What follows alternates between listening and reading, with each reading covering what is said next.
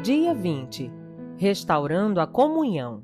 Deus restaurou o nosso relacionamento consigo mesmo por meio de Cristo e nos deu o ministério de restaurar relacionamentos. 2 Coríntios, capítulo 5, versículo 18.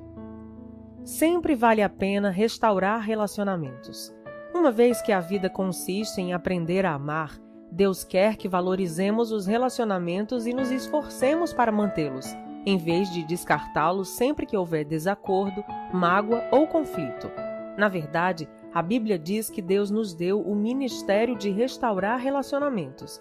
2 Coríntios, capítulo 5, versículo 18. Por esse motivo, boa parte do Novo Testamento é dedicada a nos ensinar como lidar uns com os outros.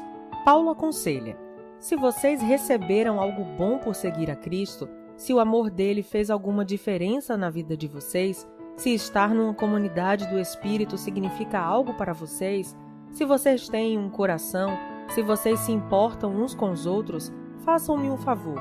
Concordem um com o outro, amem um ao outro, sejam amigos de verdade. Filipenses capítulo 2, versículos 1 e 2. Paulo ensina que a habilidade no trato com as pessoas é um dos traços do cristão maduro. Romanos capítulo 15, versículo 5. O desejo de Cristo é que sua família seja conhecida pelo amor entre seus membros. Por isso, romper a comunhão é um testemunho deplorável para os não-cristãos. Esse foi o motivo de Paulo ficar tão envergonhado quando os membros da igreja de Corinto se dividiram em facções opostas, chegando até mesmo a brigar na justiça comum. Em sua carta, ele lamenta: "Que vergonha! Será que entre vocês não existe alguém com bastante sabedoria para resolver uma questão entre irmãos?" 1 Coríntios, capítulo 6, versículo 5. Ele ficou escandalizado ao descobrir que não havia ninguém maduro na igreja para resolver o conflito pacificamente. Na mesma carta, declara: "Tenho uma preocupação séria a compartilhar com vocês, meus amigos, pela autoridade de Jesus nosso Senhor. Tentarei ser o mais direto possível. Vocês precisam aprender a entrar em acordo. Devem ter consideração uns pelos outros, cultivando a vida em comum." 1 Coríntios, capítulo 1, versículo 10. Se você deseja a bênção de Deus em sua vida e quer ser conhecido como filho de Deus, aprenda a ser um pacificador. Jesus disse: "Deus abençoa os que trabalham pela paz, pois eles serão chamados filhos de Deus." Mateus, capítulo 5, versículo 9. Note que Jesus não disse: "Bem-aventurados os que amam a paz, pois todo mundo ama a paz." Nem disse: "Bem-aventurados os pacíficos, que nunca se incomodam com nada." Ele chama bem-aventurados os que trabalham pela paz, aqueles que procuram efetivamente solucionar conflitos. Pacificadores são raros porque promover a paz é um trabalho muito difícil. Você foi formado para ser parte da família de Deus, e o segundo propósito da sua vida aqui é aprender a amar e a se relacionar com as pessoas. Por isso, promover a paz é uma das habilidades mais importantes que você deve desenvolver. Infelizmente, a maioria de nós jamais aprendeu a resolver conflitos. Promover a paz não é evitar conflitos. Fugir de um problema, fingindo que ele não existe ou ter medo de falar sobre o assunto, é na verdade covardia. Jesus, o príncipe da paz, nunca teve medo de conflitos. Em determinada ocasião, ele provocou o conflito para o bem de todos. Há momentos em que devemos evitar o conflito, mas há ocasiões em que precisamos criá-lo e situações em que precisamos solucioná-lo. Por isso, precisamos orar, pedindo a contínua direção do Espírito Santo. Promover a paz também não é apaziguar. Ceder o tempo todo, agir com subserviência e permitir que os outros sempre o reprimam, não era o que Jesus tinha em mente. Ele se recusou a ceder em muitas questões, sustentando seus argumentos diante de qualquer oposição diabólica. Como restaurar um relacionamento? Como cristãos, Deus nos chamou para que ajustássemos nossos relacionamentos uns com os outros. 2 Coríntios, capítulo 5, versículo 18. Seguem 7 passos bíblicos para a restauração da comunhão. Primeiro, fale com Deus antes de falar com a pessoa. Converse com Deus a respeito do problema. Se você orar a respeito do conflito, em vez de se juntar a alguém para murmurar, descobrirá que, em geral, ou Deus muda seu coração ou muda o coração da outra pessoa, sem sua ajuda. Todos os relacionamentos seriam mais tranquilos se você tão somente orasse mais a respeito deles. Assim como Davi compôs os salmos, use a oração para desabafar verticalmente. Conte a Deus suas frustrações, clame por ajuda. Ele nunca fica surpreso ou aborrecido com sua raiva, mágoa, insegurança ou qualquer outra emoção. Portanto, diga-lhe exatamente como se sente. A maioria dos conflitos tem raízes em necessidades não satisfeitas. Algumas dessas necessidades só podem ser alcançadas por Deus. Quando você espera que uma pessoa, amigo, mulher, chefe ou membro da família, satisfaça uma necessidade que somente Deus pode atender, está se candidatando à amargura e à decepção. Ninguém pode suprir todas as suas necessidades, exceto Deus. O apóstolo Tiago observa que muitos de nossos conflitos acontecem por falta de oração. De onde vêm as guerras e contendas que há entre vocês? Vocês cobiçam coisas, mas não as têm. Não as têm porque não pedem. Tiago, capítulo 4, versículos 1 e 2. Em vez de confiar em Deus, preferimos crer que os outros nos farão felizes e então ficamos furiosos quando eles nos decepcionam. Deus, porém, está dizendo: por que você não vem primeiro a mim? Segundo, tome sempre a iniciativa. Não importa se você ofendeu ou foi ofendido. Deus espera que você dê o primeiro passo. Não espere pela outra parte, vá primeiro a ela. Restaurar a comunhão perdida é tão importante que Jesus lhe deu precedência até mesmo sobre o culto de adoração. É assim que eu quero que vocês se conduzam. Se alguém estiver no local do culto, prestes a fazer uma oferta, e de repente se lembrar de um amigo que tem algum ressentimento contra ele, deixe de lado a oferta, saia imediatamente, procure o amigo e conserte a situação. Depois de fazer isso, então poderá voltar e oferecer seu culto a Deus. Mateus, capítulo 5, versículos 23 e 24. Quando a comunhão é prejudicada ou rompida, planeje imediatamente uma conferência de paz. Não fique adiando, arrumando desculpas, nem prometendo. Resolvo isso qualquer dia desses. Programe um encontro o mais rápido possível. Demora só aprofunda os ressentimentos e pioram a situação. Quando se trata de conflitos, o tempo não cura nada, pelo contrário, as mágoas tornam-se mais profundas. Agir rapidamente também evita que os danos espirituais sejam maiores. A Bíblia diz que o pecado, incluindo os conflitos não resolvidos, bloqueia a comunhão com Deus e impede que as orações sejam respondidas. Provérbios, capítulo 28, versículo 9 e 1 Pedro, capítulo 3, versículo 7. Além de nos tornar infelizes. Os amigos de Jó lembraram-no de que ficar desgostoso e amargurado é loucura, é falta de juízo que leva à morte. Disseram-lhe também: com a sua raiva você só está se ferindo. Jó, capítulo 5, versículo 2 e capítulo 18, versículo 4. Normalmente, o sucesso de uma conferência de paz depende da escolha do momento e do local adequado. Não se reúna se você estiver cansado, apressado ou tiver de ser interrompido. O melhor momento é quando ambos estiverem tranquilos.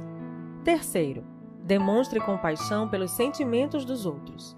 Use mais os ouvidos que a boca. Antes de procurar solucionar qualquer desavença, você deve primeiro levar em consideração os sentimentos das pessoas. Paulo aconselha que ninguém procure somente os seus próprios interesses, mas também os dos outros. Filipenses capítulo 2, versículo 4. O verbo procurar é a tradução do grego skopos, do qual formamos as palavras telescópio e microscópio. Significa estar alerta, observar. Concentre-se em seus sentimentos, não nos fatos. Comece pela compaixão, não pela solução do problema. Não comece tentando arrancar das pessoas o que elas sentem. Ouça-as apenas, deixando que se descarreguem emocionalmente sem ficar na defensiva. Concorde com a cabeça, sinalizando que compreende, mesmo que tenha outra opinião. Os sentimentos nem sempre são verdadeiros ou lógicos. Na verdade, os ressentimentos nos fazem agir e pensar como tolos. Davi admitiu certa vez: o meu coração estava cheio de amargura e eu fiquei revoltado. Eu não podia compreender, ó Deus. Era como um animal, sem entendimento. Salmos 73, versículos 21 e 22. Todos agimos como bestas feras quando estamos feridos. Em contrapartida, a Bíblia diz: a sabedoria do homem lhe dá paciência, sua glória é ignorar as ofensas. Provérbios 19, 11.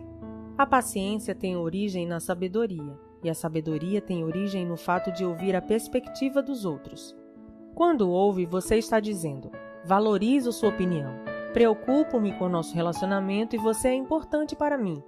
O ditado é verdadeiro. As pessoas não se importam com o que sabemos até que saibam que nos importamos. Para restabelecer a comunhão, é preciso carregar o fardo de termos consideração para com as dúvidas e temores de outras pessoas. Agrademos ao outro e não a nós próprios, e façamos aquilo que é para o seu bem. Romanos, capítulo 15, versículo 2. É torturante absorver pacientemente a raiva dos outros, sobretudo quando ela é infundada. Mas lembre-se, foi isso que Jesus fez por você. Ele suportou uma fúria infundada e maliciosa para salvá-lo, pois não buscou sua própria satisfação, mas conforme está escrito: os insultos dos que te injuriaram caíram sobre mim. Romanos capítulo 15, versículo 3. Quarto, confesse sua parte no conflito. Se você realmente deseja restaurar um relacionamento, comece admitindo os próprios erros e transgressões. Jesus disse que essa é a forma de ver as coisas com mais clareza. Primeiro, tire a viga de seu olho e então talvez você enxergará suficientemente bem para tirar o cisco do olho do seu amigo. Mateus capítulo 7, versículo 5. Já que todos temos pontos cegos, você precisará pedir a uma terceira pessoa que o ajude a avaliar suas ações antes de se encontrar com quem tem um conflito. Também peça a Deus que lhe mostre quanto você mesmo contribuiu para o problema. Pergunte: sou eu o problema? Estou sendo irrealista, insensível ou sensível demais? A Bíblia diz: se afirmarmos que estamos sem pecado, enganamos a nós mesmos, e a verdade não está em nós. 1 João, capítulo 1, versículo 8. A confissão é uma ferramenta poderosa para a reconciliação. Não raro, a forma de lidarmos com o conflito cria um problema ainda maior. Quando você começa admitindo humildemente os erros, isso neutraliza a raiva da outra pessoa e a deixa desarmada, porque ela provavelmente esperava que você ficasse na defensiva. Não dê desculpas nem transfira a culpa. Apenas confesse sinceramente qualquer participação que tenha tido no conflito. Aceite a responsabilidade pelos erros e peça perdão. Quinto, invista contra o problema, não contra a pessoa. Não há como solucionar o problema se você estiver preocupado em identificar a culpa. Você terá de fazer uma escolha. A Bíblia diz: a resposta cortês abranda a fúria, mas a língua afiada incita a ira. Provérbios capítulo 15, versículo 1. Você nunca se fará entender estando zangado, por isso escolha cuidadosamente as palavras. A resposta branda é sempre melhor que o sarcasmo. Na solução de conflitos, a maneira de falar é tão importante quanto o que se fala. Se você expressar de forma ofensiva, a outra pessoa ouvirá de forma defensiva. Deus nos diz: quem tem um coração sábio é conhecido como uma pessoa compreensiva. Quanto mais agradáveis são as suas palavras, mais você consegue convencer os outros. Provérbios capítulo 16, versículo 21. Irritar as pessoas jamais funciona, e você nunca é persuasivo quando é rude. Durante a Guerra Fria, ambos os lados concordaram em que algumas armas eram tão destrutivas que jamais deveriam ser usadas. Atualmente, as armas químicas e biológicas foram banidas, e os estoques de armas nucleares estão sendo reduzidos. Para o bem da comunhão, você deve destruir seu arsenal de armas nucleares relacionais, ou seja, condenar, menosprezar, comparar, rotular, insultar, ironizar, reagir com sarcasmo. Paulo resume tudo isso desta forma: não digam palavras que fazem mal aos outros, mas usem apenas palavras boas que ajudem os outros a crescer na fé e a conseguir o que necessitam, para que as coisas que vocês dizem façam bem aos que ouvem. Efésios capítulo 4, versículo 29. Sexto, coopere tanto quanto possível. Paulo disse: façam todo o possível para viver em paz com todas as pessoas. Romanos capítulo 12, versículo 18. A paz sempre tem uma etiqueta de preço. Às vezes custa nosso orgulho e quase sempre custa nosso egoísmo. Pelo bem da comunhão, faça o melhor que puder para chegar a um acordo. Adapte-se aos outros e mostre preferência pelas necessidades deles. Uma paráfrase da 7ª bem-aventurança de Jesus diz: abençoados são vocês que conseguem mostrar que cooperar é melhor que brigar ou competir. Desse modo, Irão descobrir quem vocês realmente são e o lugar que ocupam na família de Deus. Mateus capítulo 5, versículo 9. 7 e último. Enfatize a reconciliação, não a solução. É ilusão esperar que todos concordem a respeito de tudo. A reconciliação atém-se ao relacionamento, enquanto a solução está vinculada ao problema. Quando focamos a reconciliação, o problema perde importância e não raro se torna irrelevante. Podemos restabelecer um relacionamento mesmo quando somos incapazes de resolver nossas diferenças. Os cristãos muitas vezes têm discordâncias sinceras e legítimas, além de anunciar suas divergências. Mas podemos discordar sem ser desagradáveis. O mesmo diamante tem diferentes aspectos quando visto de diferentes ângulos. Deus espera unidade, não uniformidade. Podemos caminhar de braços dados sem concordar em tudo. Isso não significa que você deva desistir de encontrar uma solução. Talvez você precise continuar conversando e até mesmo discutindo, mas faça isso com o espírito de harmonia. Reconciliação significa fazer as pazes, não necessariamente esquecer o assunto. Depois de ler esse capítulo, com quem você acha que precisa entrar em contato? Com quem você precisa restaurar a comunhão? Não demore nem mais um segundo. Faça uma pausa agora mesmo e converse com Deus sobre essa pessoa. Então, pegue o telefone e comece o processo. Esses 7 passos são simples, mas não são fáceis. É necessário muito esforço para restaurar a comunhão com alguém. Foi por isso que Pedro recomendou: esforcem-se para viver em paz com os outros. 1 Pedro capítulo 3, versículo 11. Quando você tenta promover paz, está fazendo o que Deus faria. É por isso que os pacificadores são chamados filhos de Deus. Dia 20. Pensando sobre meu propósito de vida. Tema para reflexão. Sempre vale a pena restaurar os relacionamentos. Versículo para memorizar. Façam todo o possível para viver em paz com todas as pessoas. Romanos capítulo 12, versículo 18. Pergunta para meditar. Com quem estou precisando restaurar meu relacionamento? Até o próximo áudio.